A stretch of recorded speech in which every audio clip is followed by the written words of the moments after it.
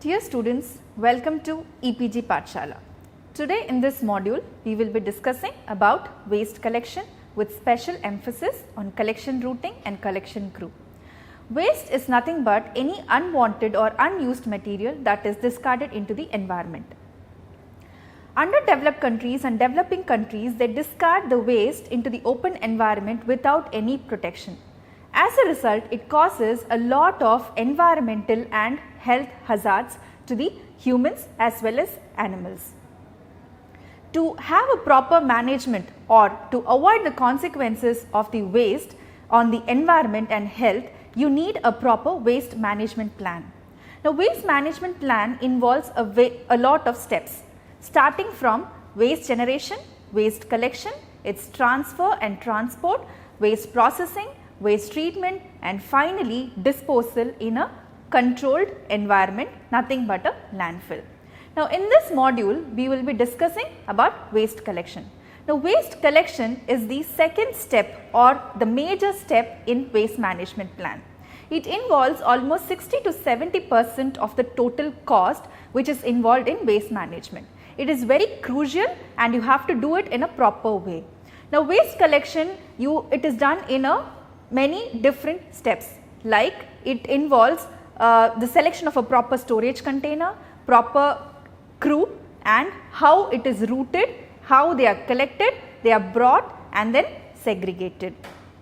Now, in this module, we will be discussing specially about waste collection routing and collection crew. In our previous modules, we discussed about the collection frequency, collection vehicles, storage containers, and how they can be located at various places. I mean, where are the, at what distance they should be placed. All these things we discussed in previous module. With this introduction, now let's look into the learning objectives of this module. The learning objectives of this module include, first, to understand the routing mechanism that is involved in waste collection.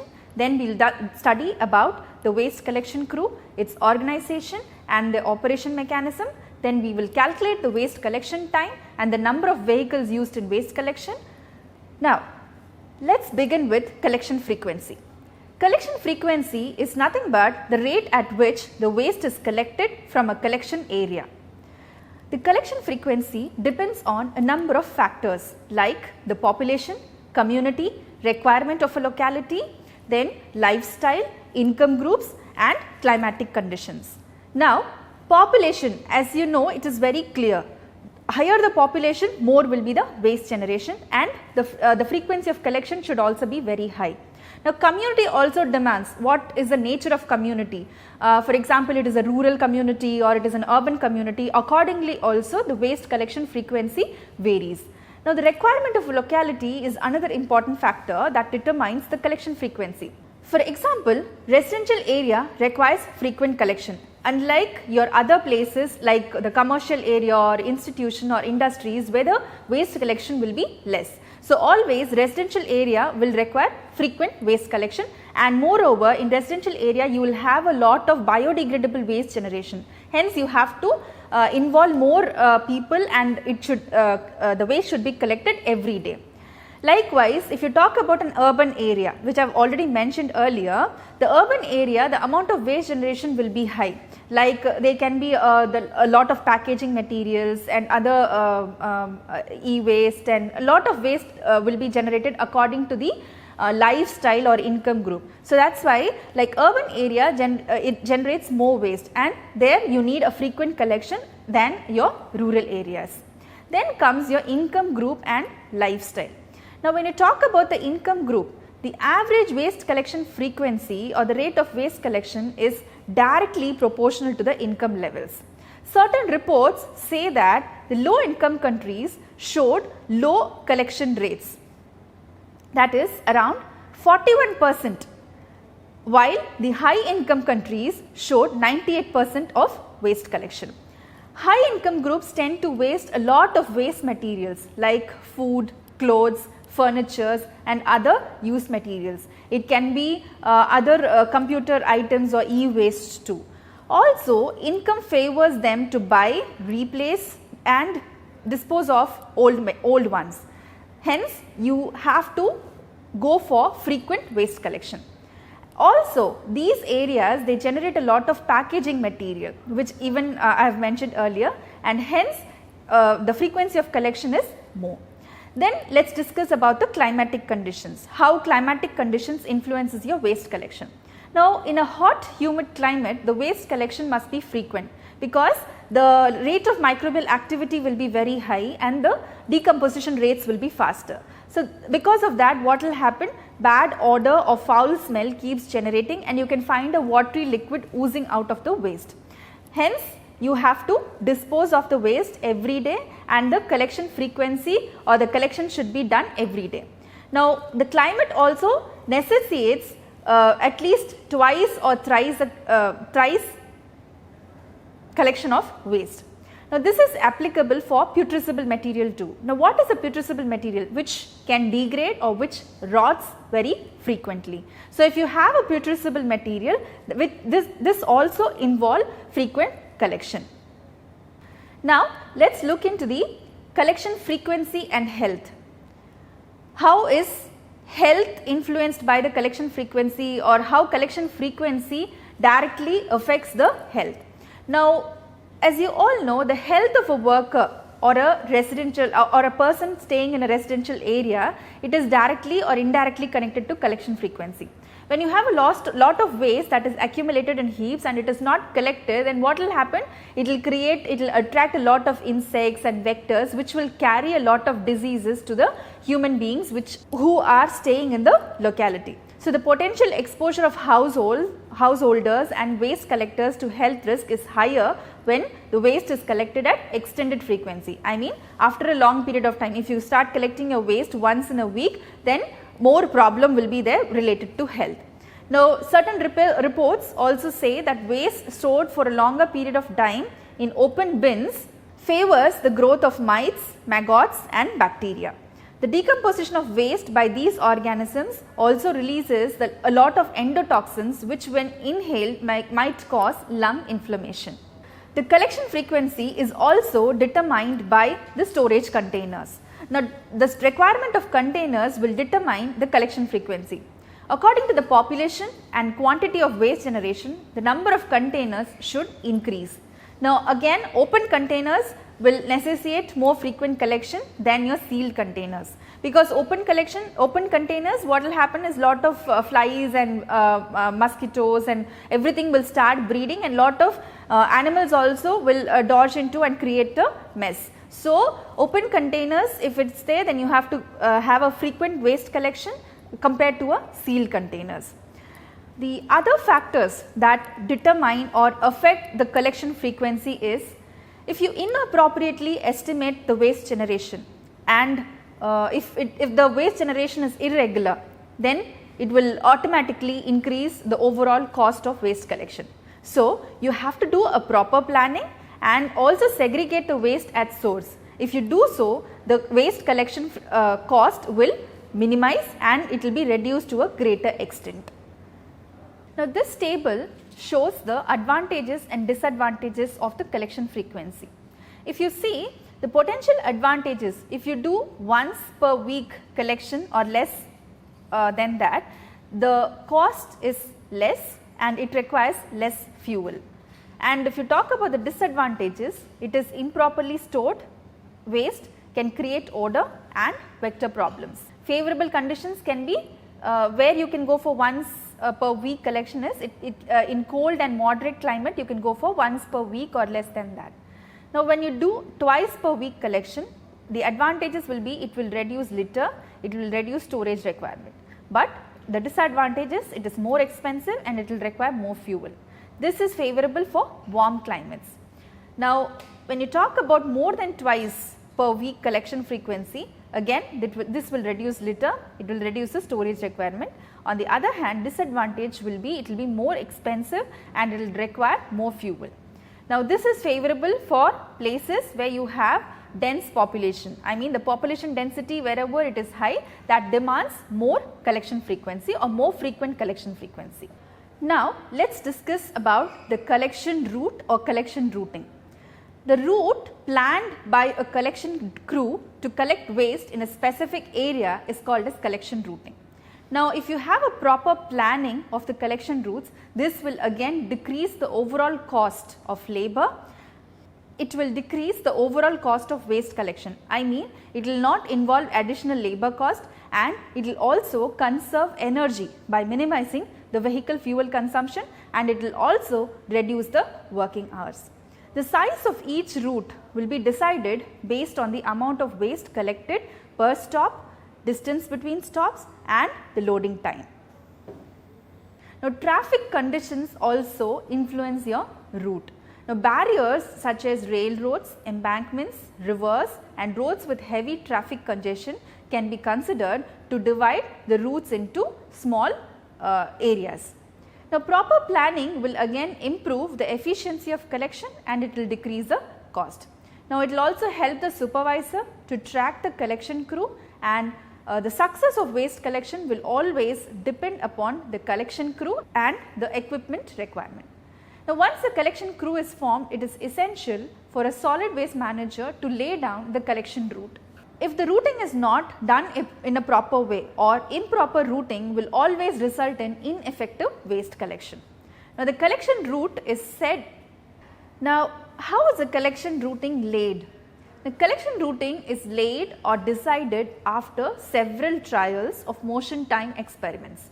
The collection routing is a heuristic process, and it does not involve any standard or universal set of rules. The routes are prepared by relatively a simple approach that will define a specific pattern of routing. A route map should always illustrate the collection points, the garbage service locations, one-way, two-way streets, location of processing and disposal sites, and the natural barriers and traffic congested areas. All these things should be mapped in a route before you lay out a proper routing plan. Now, what are the guidelines for laying out the collection route? First, you should know the details of the amount of waste that is being generated. You should know the collection points, the collection frequency, the crew size and vehicle type. You should identify them and then coordinate them. The routes should be laid out in such a way that they begin and end near arterial streets. Also, the physical barriers such as the railway tracks, bridges, river, embankments should be taken as route boundaries. What I mean to say is that these can be taken as the limitations or boundaries within which you can designate it as one area. The routes should neither be fragmented nor overlapping. See, if it is fragmented or if it is overlapping, that will again lead to movement of vehicles again and again, which will increase the fuel consumption as well as the overall cost of collection. Now, again these routes should be compact and show clustered street segments of a particular area. Now, when you talk about a hilly terrain, the routing should begin at the top and should come downhill, because when you carry all the load and then you take it uphill, again the fuel consumption will be high. So, always it is better that in a hilly terrain that you start from the uphill and then come or proceed towards the downhill. The pattern of routing should be such that the last point of waste generation should always be located near the disposal site. By doing so, you again will avoid unnecessary fuel consumption and the overall collection cost.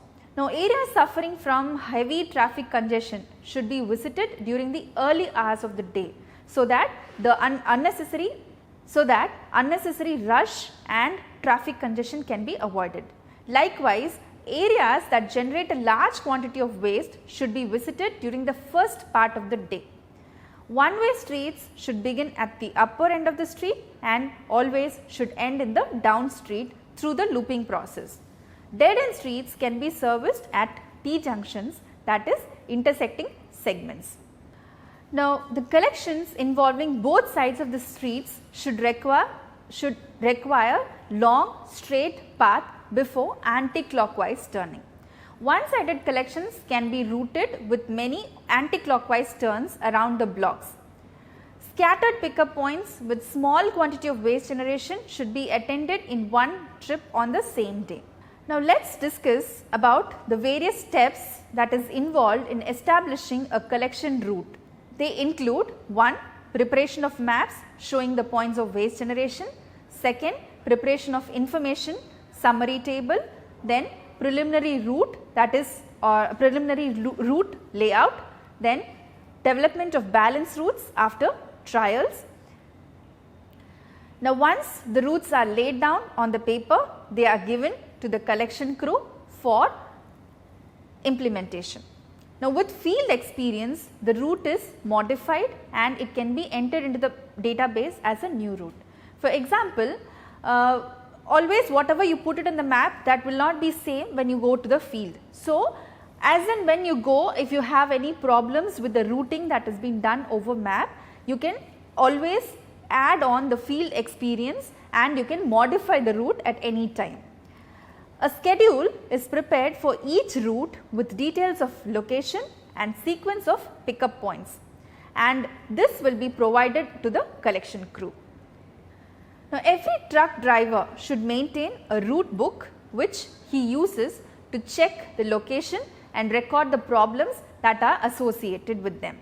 The information that will be recorded can be used to modify the collection route again at any point of time.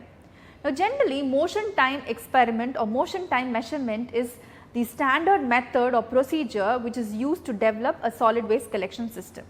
Now, what is this? It is a technique by which the time taken for the movement of the collection crew is estimated with the help of a stopwatch. The result, such as the time, distance, number of containers, are all tabulated to identify the best series of activities that the collection crew must follow to collect the waste in a shortest possible time. The motion time experiment also helps us in determining the best equipment that can achieve a good output and reduce various health problems. The problems of the workers who are handling the waste. In recent times, the motion time measurement studies involve the usage of video cameras at different locations, so that it will help to study the movement of collection crew. This is mainly done to make the collection crew conscious and complete the work within the stipulated time. This is very essential because when you do not have a proper control over these workers, they might not work properly and the waste collection time will keep delaying. It will also improve the credibility of the crew. Now, many developed countries are also using these geographical information systems, the GPS, to identify the location of the crew. This will once again improve the performance of the collection crew. This will make them conscious and a sort of credibility will be added. Now, this table shows how a motion time experiment is performed. For example, you can list down all the stations, point wise places where you have to collect the waste.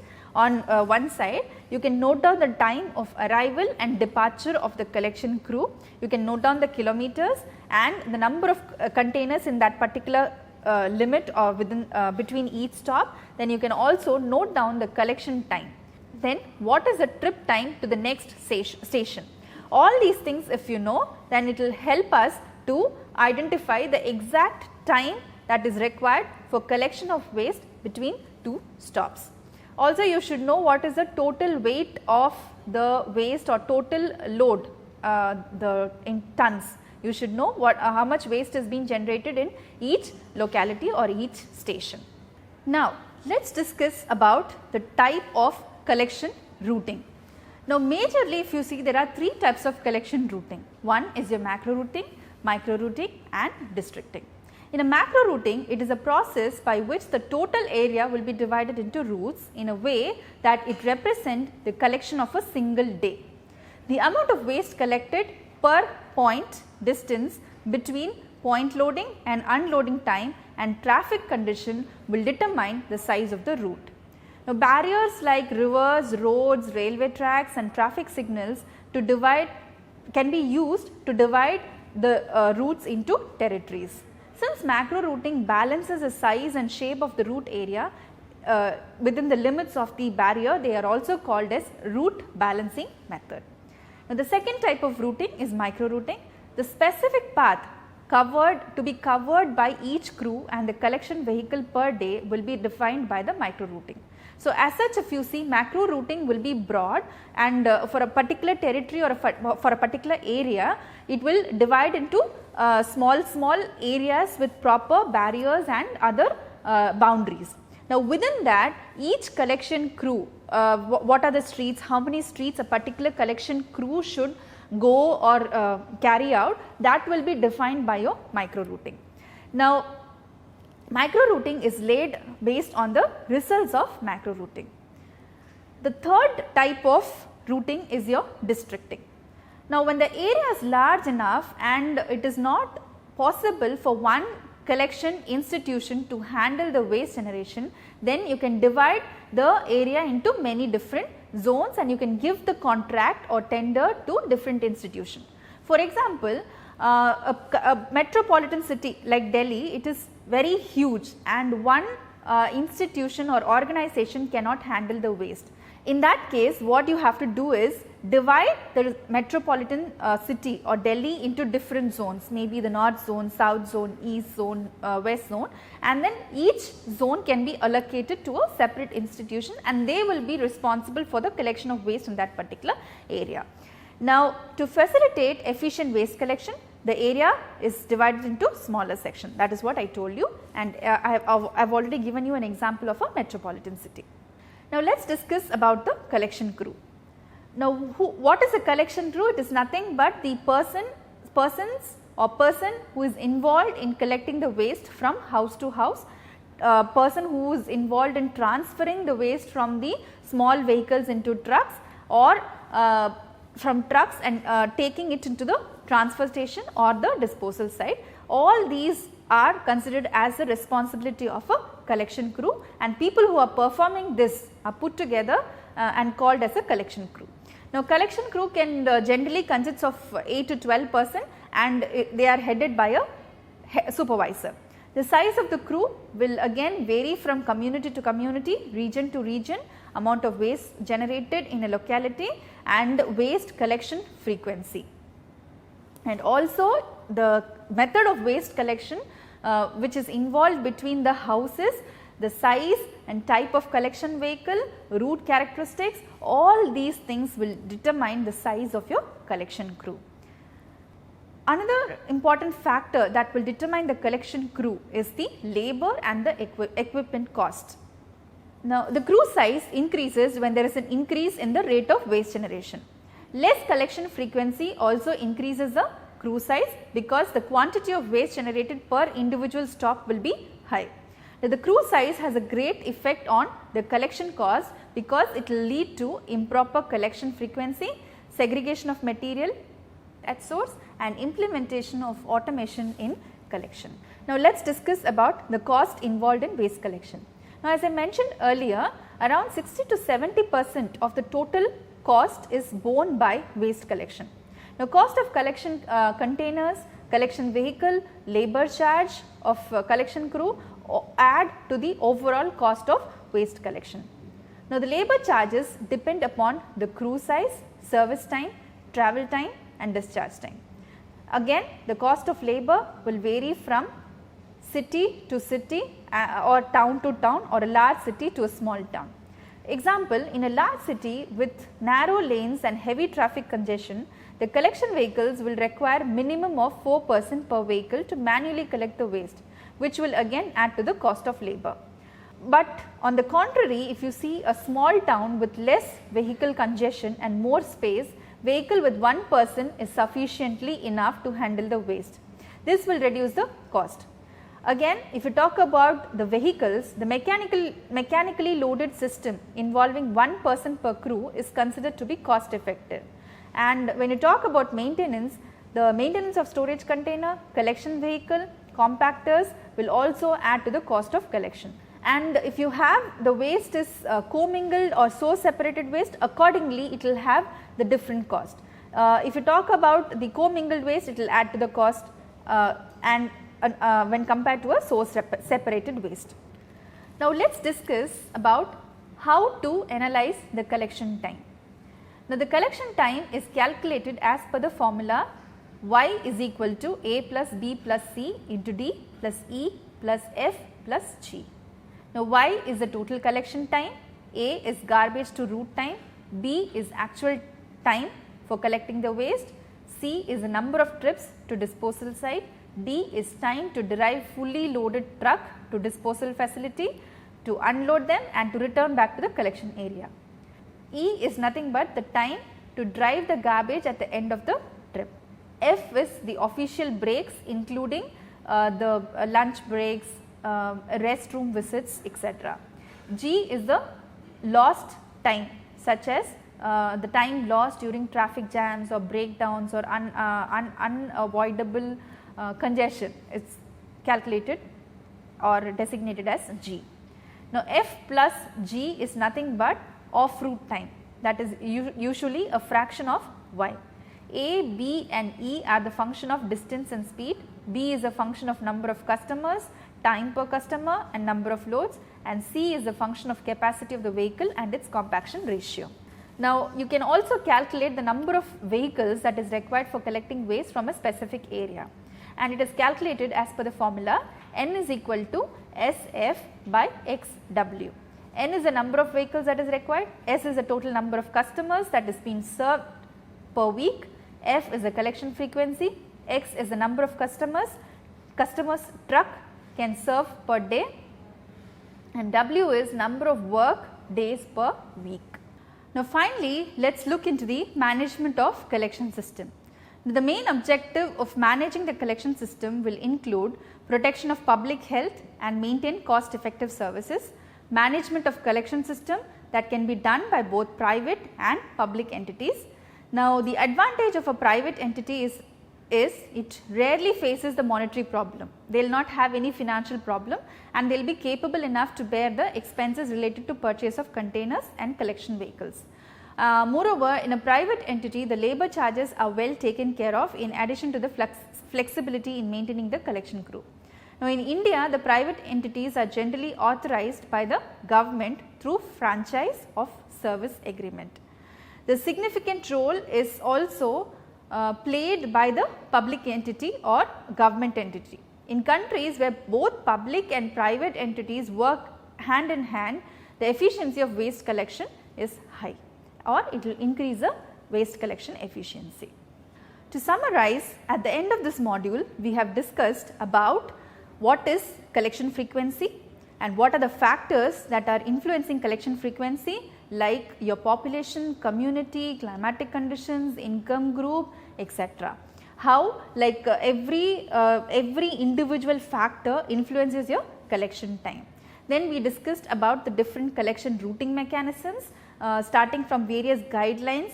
How will you perform the collection if it is a hilly terrain, or how will you divide it into different routes which will provide maximum efficiency with minimum or reduced cost of collection. Then that is given in the guidelines, and then we also discussed about the various steps that is involved in the collection routing. Then we studied about how to calculate the collection time and the number of vehicles. In collection routing, we discussed about the motion time experiment. We learned about how to do the motion time experiment. Then finally, we discussed about the collection crew, the cost of collection that will be involved in the waste collection, and finally, we discussed about the various management options, like who is involved in the waste collection, whether it is a private entity or public entity. Private entity, what are the advantages what is the advantages or disadvantages of a public entity. We also saw like if the public and the private entity work together, the efficiency of waste collection can improve. I hope this module would be of help to you. Thank you.